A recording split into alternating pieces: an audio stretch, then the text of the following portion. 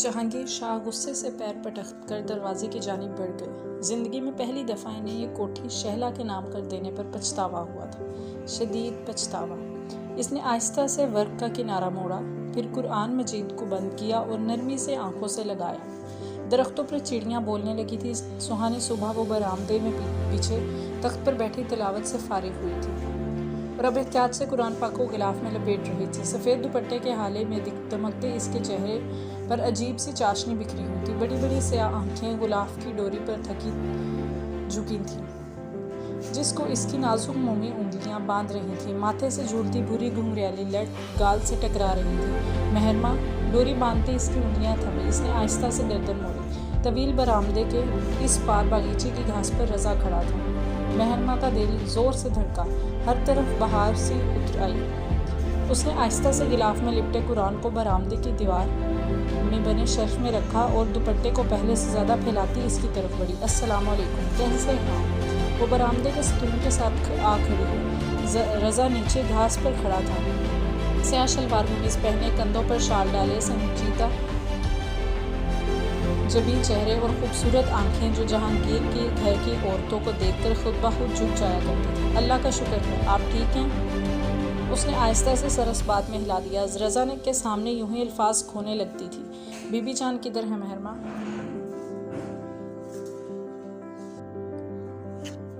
बीबी जान किधर है मेहरमा? अंदर है। खैरियत? इसे वो ज़रा परेशान लगा था। नहीं, खैरियत नहीं है। आप बीबी जान को बुला दें, मुझे इनसे ज़रूरी बात करनी है।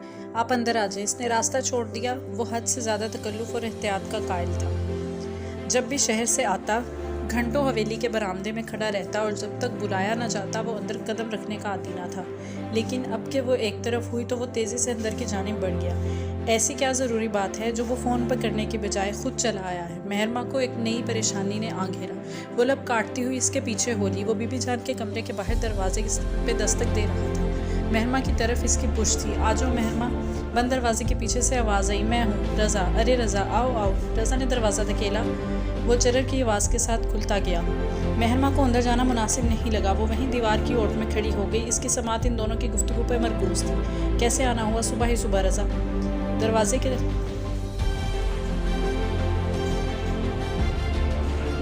की दरस से इसने देखा। वो अदब से इनके सामने सर झुकाए बैठा था। मुझे शहला बीबी ने भेजा। खैरियत? बीबी जान की आवाज़ में परेशानी दर। बोलो रज़ा। वो काफ़ी देर खामोश रहा तो बीबी जान को कहना पड़ा। अजीब सी बात है बीबी जान, तुम कह डालो। आज शहला बीबी के पास एक लड़की आई। अपना नाम मिनाल बताती है और कहती है कि वो जहांगीर शाह की बेटी है। मेहरमा ने बेइख्तियार सीने पर हाथ रख दिया। क्या कह रहे हो रज़ा? कौन है वो? कौन है इसकी माँ? वो कहती है इसकी माँ से जहांगीर शाह ने शादी तो नहीं की मगर खर्चा पानी देते रहे हैं। रज़ा, बीबी जान इतने कर्ब से चिल्लाई कि दरो दीवार हिल गए। जहांगीर क्या कहता है? बहुत देर बाद वो बोल पाई थी। वो इनकार कर रहे हैं। तो शहला क्या चाहती है? शहला बीबी ने इसे घर रख लिया है और वो चाहती है कि आप आएँ और कोई फ़ैसला होता ताकि इस लड़की को इसका हक मिले। अगर वो सच्ची है तो, और अगर वो झूठी है तो उसे सज़ा दी जाए। वो इनके सामने सर झुकाए बैठा था। तुम तो डॉक्टर हो रज़ा, तुम जहांगीर का पूरा अस्पताल संभालते हो। तुम बताओ, एक ही टेस्ट से दूध का दूध और पानी का पानी अलग नहीं हो जाएगा? इनकी आवाज़ कप आ रही थी।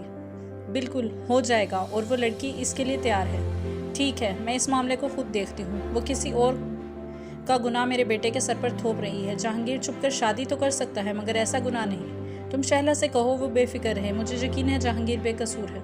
बहुत बेहतर। वो उठ खड़ा हुआ। बीबी जान सर उठाकर इसे देखा। तुम मुझसे कुछ छुपा रहे हो? नहीं बीबी जान, तुम्हें तब से जानती हूँ जब से तुम 1 साल के थे, जब रखी ने मरते वक्त तुम्हें मेरे हवाले किया था। उन्होंने एक पुरानी मज़ारन का नाम लिया। तब से तुम हमारे पास रहे हो। रज़ा, अब तुम मुझसे कुछ छुपा नहीं सकते। बोलो क्या बात है? तुम परेशान लग रहे हो। बीबी जान, आप जानती हैं शहला बीबी ने इस लड़की को घर में क्यों रखा है? जानती हूँ। शहला को जहांगीर पर शक करने की बुरी आदत है। नहीं बीबी जान।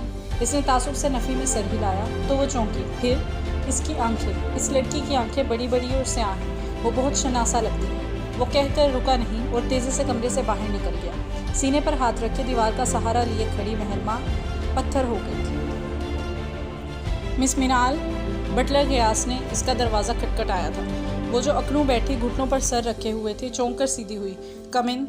दरवाज़ा आहिस्ता से खुला। सामने बटलर मौदब सा खड़ा था। मैम, आपको डाइनिंग हॉल में बुला रही हैं, डिनर का टाइम हो गया है। ठीक है, मैं आती हूँ। वो आहिस्ता से उठी, पैरों पर स्लीपर डाले और सिंगार मेज के सामने जा खड़ी हुई। इसका सामान ड्राइवर को भेजकर शहला ने सुबह ही मंगवा लिया था, जो इसने साथ वाली खाला फिरोज़ा के पास रखवाया हुआ था। अम्मा के मरने के बाद जब मालिक मकान ने घर खाली करवाया था तो वो खाला फिरोज़ा के पास ही रह रही थी। इसने आईने में खुद को देखा।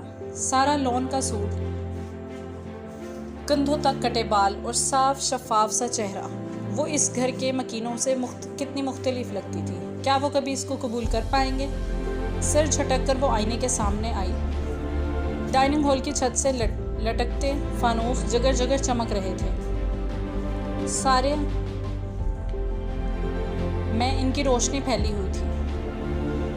बड़ी सी आहटों डाइनिंग टेबल के सरबराही कुर्सी पर जहांगीर शाह बराजमान थे। सादा शलवार कमीज में मलबूस वो चावलों से भरी प्लेट पर रायता डाल रहे थे। इनके दाएं हाथ पहली कुर्सी पर शहला बैठी थी। वो प्लेट में चम्मच चलाती जैसे बेचैन सी बैठी थी। दूसरी जानिब एक 18-19 बरस की लड़की बैठी खाना खा रही थी। जीन्स और टॉप में मलबूस, इसके लंबे लंबे बालों में पिंक, रेड और ग्रीन कलर के एक्सटेंशंस लगे हुए थे।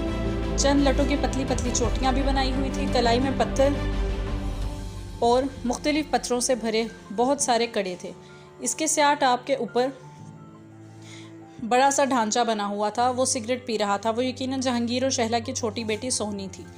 इसके बाद पास 21-22 बरस का लड़का बैठा हुआ था। इसने भी बालों को ओट पटांग घुंघराले स्टाइल में बना रखा था। वो जहांगीर का इकलौता बेटा हुसनैन था।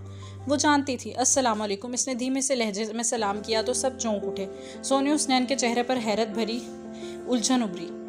उन्होंने पहले बाप को देखा, जो नागवारी से मिनाल को देख रहे थे, और फिर माँ को, शायद बेचैनी से इसी का इंतजार कर रही थी। आओ मिनाल। उन्होंने अपने साथ वाली कुर्सी खींची तो वो सर झुकाए इस पर बैठ गई। तुम अभी तक इधर हो? जहांगीर शाह ने दबे दबे गुस्से से प्लेट पर परे धकेली। ये अब यही रहेगी जब तक फैसला नहीं हो जाता। But who is she? Soni ने नापसंदीदगी से इसको देखा। तुम्हारी बहन। साथ ही शहला ने एक शोला बार निगाह जहांगीर पर डाली। व्हाट? वो दोनों शॉक्ड रह गए। मिनाल ने झुका सर मजीद झुका लिया। ये सब बकवास है। ये लड़की फ्रॉड है। मैं इसको जानता तक नहीं हूँ। मैं कहता हूँ निकल जाओ तुम यहाँ से। ये कहीं नहीं जाएगी। अच्छा है तुम्हारी औलाद को भी पता चले अपने बाप की अय्याशियों का। सोहनी, सनी, ये तुम्हारे बाप की किसी पुरानी महबूबा की नाजायज़ औलाद है। तुम्हारी बहन। इसकी शक्ल बता रही है कि ये कौन है। बाकी DNA टेस्ट से सब कुछ क्लियर हो जाएगा। My foot. वो तिल मिलाकर उठे। प्लेट जोर से उछाली तो वो शीशे के जग से जा लगी। जग लुढ़का और सारा पानी नीचे बह गया।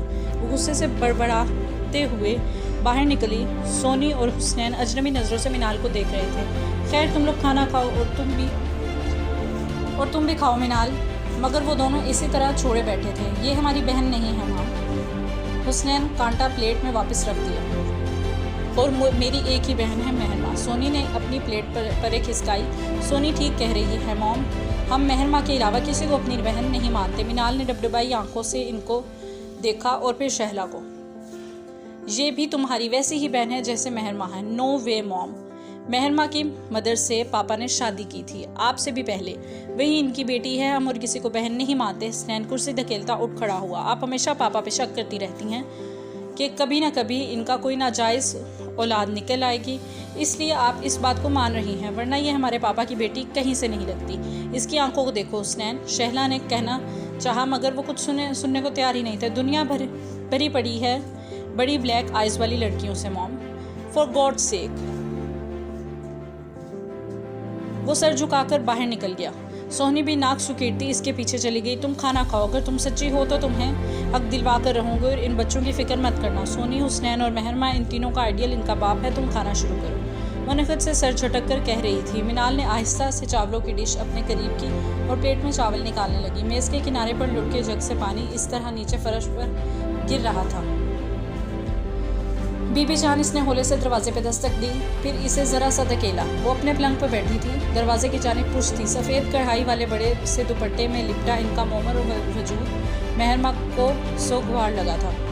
वो रज़ा के जाने के बाद से यूं ही कमरे में बंद थी। खाने के लिए भी बाहर नहीं आई थी। वो जो ट्रे इसने अंदर भिजवाई थी वो यूं ही अनछुई वापस आ गई थी। इसका दिल दुखा था। खाना लग गया है बीबी जान, कुछ तो खा लें। आपने दोपहर से कुछ भी नहीं खाया।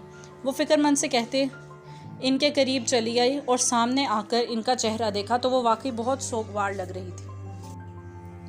मैं खा लूँगी मेहर माँ, तुम यहीं भिजवा दो। जैसे दोपहर में आपने खा लिया था, है ना? मुझे भूख नहीं है बच्चे।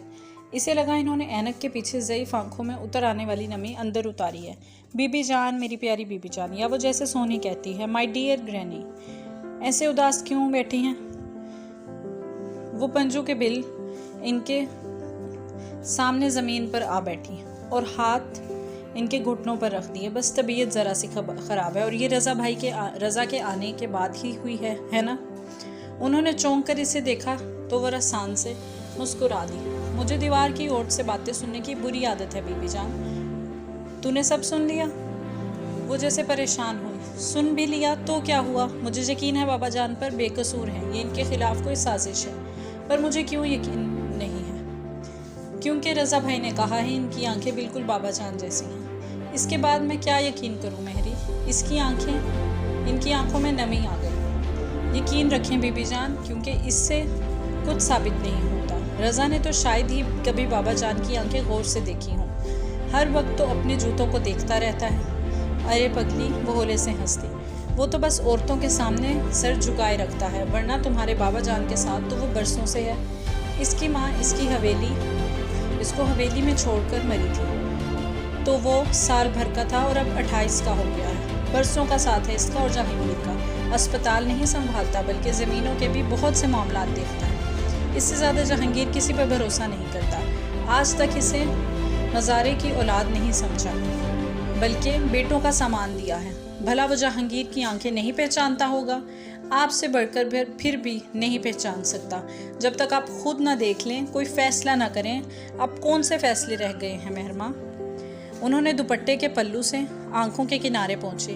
मेरा बरसों का मान खाक में मिल गया। कितने फ़ख्र से मैं शहला को यकीन दिलाती थी वो रुखसार वाला किस्सा बस मन घड़त है, मगर इसने कभी यकीन नहीं किया। और अब तो वो खुद को हक बजाना समझेगी। अगर बात सच हुई तो लोग समझेंगे वो रुखसार वाली बात भी ठीक थी। मेहर माँ को याद था रुखसार वाला किस्सा। वो कई दफ़ा शहला की ज़ुबानी सुन चुकी थी। अब बीबी जान ने फिर से जिक्र किया तो शहला की आवाज़ इसके कानों में गूंजी। तुम्हारी माँ फिरोज़ा के 40वें पे हुआ था ये सब। रुखसार फिरोज़ा के मामूज़ात थी।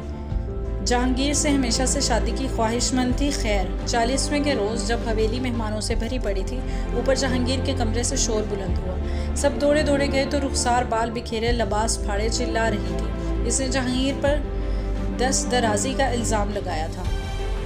इस वक्त तो जहांगीर गैज़ो गज़ब में दिखाकर कि ये खुद इसके कमरे में घुसकर इसे फंसाने के लिए ड्रामा कर रही है, मामला रफा दफा कर दिया। मगर बाद में खूब बातें बनी। फिर फिरोज़ा के इंतकाल के साल बाद जब तुम 1.5 बरस की थी, जहांगीर ने मुझसे शादी की तो मैंने चंद मुलाजमों की ज़ुबानी ये किस्सा सुना। बीबी जान तो तब से यही कहती आई हैं कि रुखसार ने ये सब ड्रामा इसलिए किया शर्मिंदगी के मारे जहांगीर किससे शादी करा दी जाए। मगर मुझे सीरियसली अभी तक यकीन नहीं आया। अब शहला से कैसे निगाह मिला पाऊंगी मैं? बीबी जान की आवाज़ पे वो चौंकी, फिर होले से सर झटका। सफ़ेद दुपट्टा इसके नरम भूरे बालों से फिसल कर शाने पर गिरा था। आप बाबा जान पर भरोसा रखें, किसी अजनबी की बात पे अपने बेटे को कटहरे में ना खड़ा करें। सब मामले साफ हो जाएंगे। आप बेफिक्र होकर शहर जाएं, पीछे हवेली में मैं काफ़ी हूँ। वो तो मैं जानती हूँ, वरना हम आंखों से मुस्कुराएं। अल्लाह तेरा नसीब अच्छा करे, अल्लाह तेरे बेहतरीन जोड़े बनाए। इसके सर पे हाथ फेर कर उन्होंने दुआ डाली। मेहर माँ की निगाहें झुक गई। इसने धीरे से शाने पे ढलका आंचल उठाकर सर पर रखा। बीबी जान की दुआ पे ना जाने किधर से इसकी आंखों में रज़ा का अक्स लहराया था।